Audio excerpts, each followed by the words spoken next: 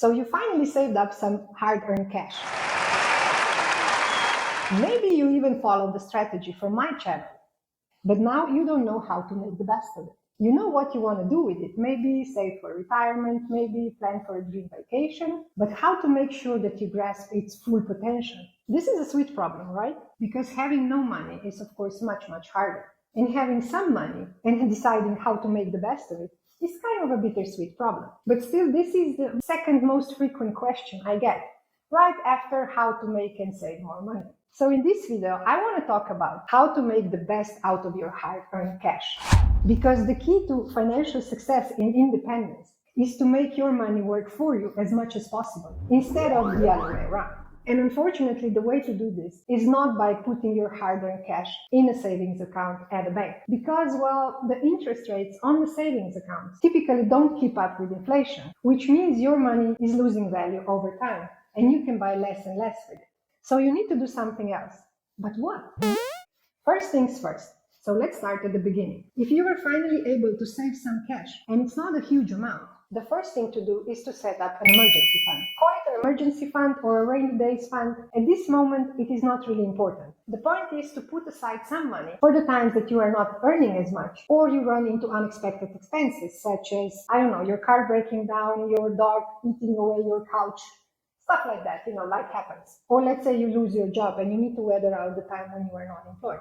Today, I won't go into details about the emergency fund. So how much money you should put in it and where to keep that money from the emergency fund. Because I have devoted a whole video to this very important topic. And you can find it in the description of the video below and also somewhere up here.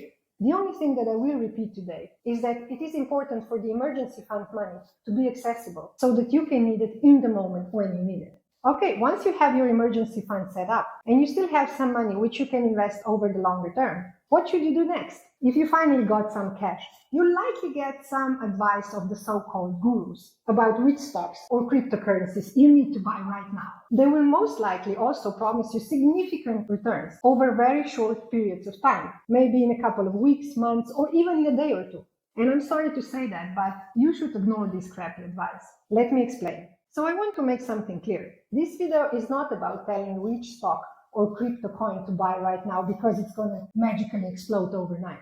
If you are looking for that, you should search further. Because this video is about making the most of your money over the longer period of time by a risk-effective and cost-effective strategy. In fact, from my experience, you should never ever listen to advice from random gurus about which stock or cryptocurrency to buy. No one has a crystal ball to know exactly what and when will happen. And most of these tips are just scams. The person giving you the advice probably bought the stock or the coin up front, so before you did, and will also sell it before you do, ripping off all the profits and leaving you with financial losses. So this is one of the reasons I strongly discourage any kind of daily trading. It is almost impossible to know when to buy or sell a specific stock or coin. Plus, frequent trading means that you are of course paying fees for each trade you make, which will eat into any profits you might make. Sure, some people make money trading, don't get me wrong. I'm not saying nobody does. But in general, from my experience, trading is not sustainable, it's not profitable, and it's very, very risky, especially for beginners. So let's talk about other options that you have if you have some money which you can invest over a longer period of time. But before we get into that, make sure you hit that subscribe button, because what I'm going to reveal right now is just the tip of the money iceberg. And trust me, you don't want to miss out on the tips and strategies on how to build your financial future, which I share in other videos. Also, as little side benefit, you're going to give me additional motivation to keep creating this content and help you reach your financial goals and financial freedom, as well as potentially a comfortable retirement. Alright, so how to put your money to work with a simple and safe strategy that will help you make more money over longer periods of time while reducing risk and cost. Because these two, so managing risk and managing cost, are among the most important factors when investing, and also two of the basic principles of investing that I'm explaining a bit more in this video somewhere up here. And luckily, there is an easy way you can throw two strikes with one pitch. So you manage risk by diversification, right?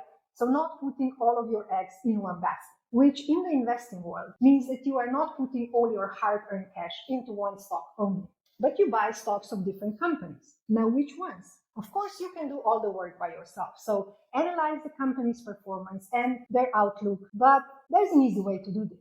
Let me explain. Think of the stock market as a candy store. And now you go to the candy store you've never been to before, and you have $10 to spend on the candies. And of course, you want to have a good experience, right? Now, there's a few different things you could do. You could pick one or two different candies and try them.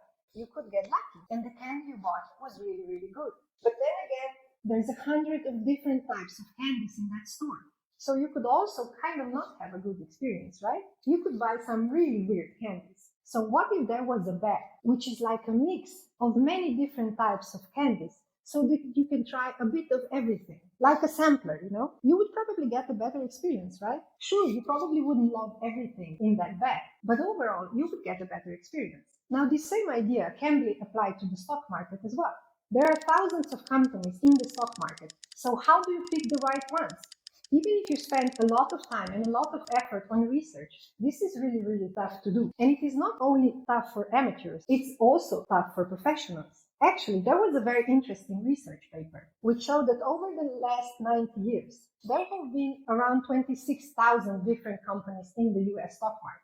But half of all stock market profits came from only 86 of these companies. So 26,000 stocks and only 86 stocks giving investors more than half of their profits. So talk about finding a needle in the haystack. How good you have to be to find these 86 stocks over 90 years out of the more than 26,000 stocks that you have available? I dare to say that for most amateurs and even professionals, it is totally unrealistic to do this right. But when you buy an index fund, you don't need to worry about that because you just buy all of the stocks in the market. You buy a little bit of every company in that stock market. Now, sometimes people get confused. They think, oh, the index funds will go and invest in all the tiny little companies that are struggling out there. But that's not true.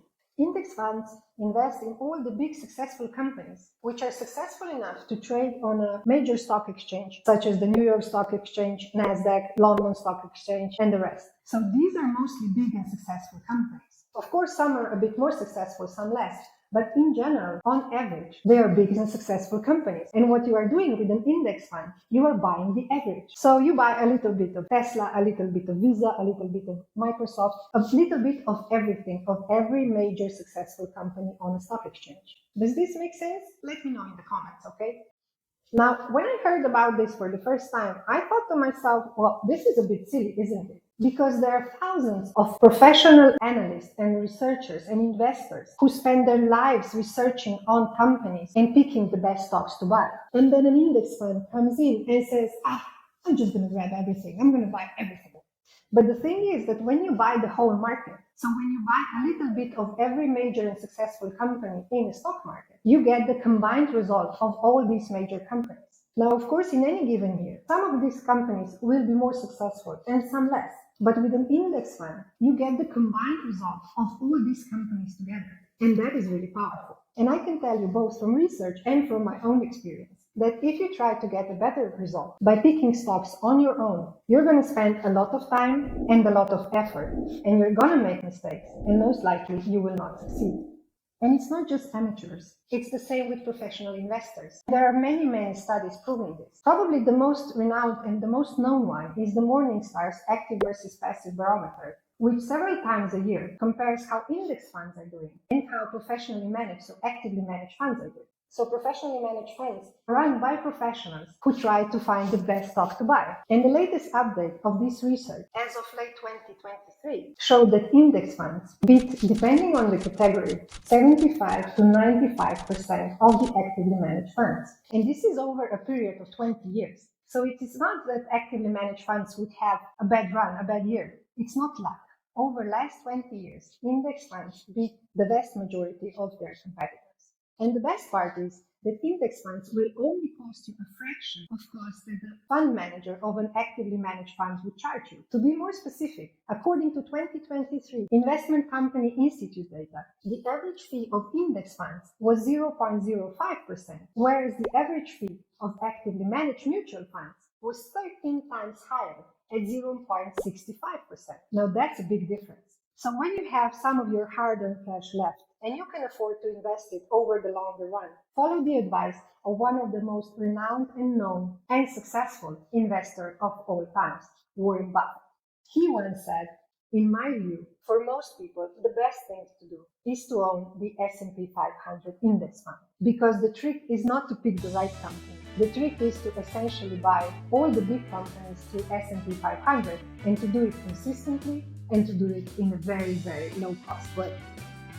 And if you want to know what kind of returns you can expect from investing in an S&P 500 stock market and how successful it is at beating inflation over the long run, make sure you don't miss this video right here somewhere. So I'll see you there. I'm cheering for you. Bye bye.